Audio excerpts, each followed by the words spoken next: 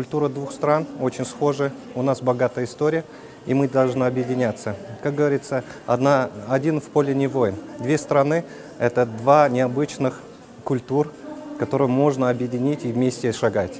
Например, на практике, как по работе знаем, иностранцы, если им сказать «Казахстан поехать», они увидят одно. Если мы говорим «Казахстан-Узбекистан», это две страны, две культуры. Можно показать такие эмоциональные наши культурные достижения, в то же время технологичные достижения, в то же время совместная работа всегда дает плодотворный результат, плодотворную работу.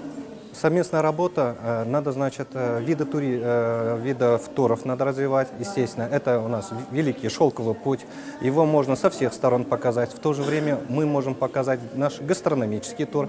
Как туроператор недавно мы блок-тур делали, и результат показывает, что европейцы очень удивились нашей многонациональной кухне, потому что, понимаете, мы страна многонациональная.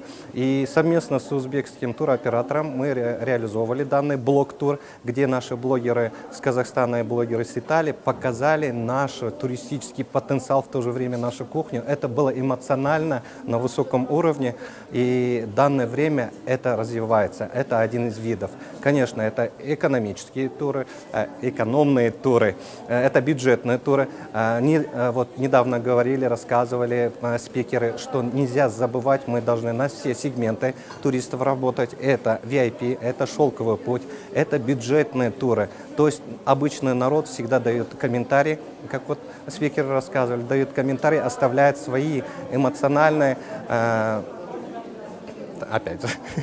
оставляет свои эмоции, оставляет свои комментарии. Это важно. Поэтому мы должны работать на людей, на туристов, и должны быть разные сегменты. Это VIP, бюджетные и средние. В то же время шелковый путь, гастрономический тур. Опять же, мы можем, сейчас есть много туров, мототур, автотур.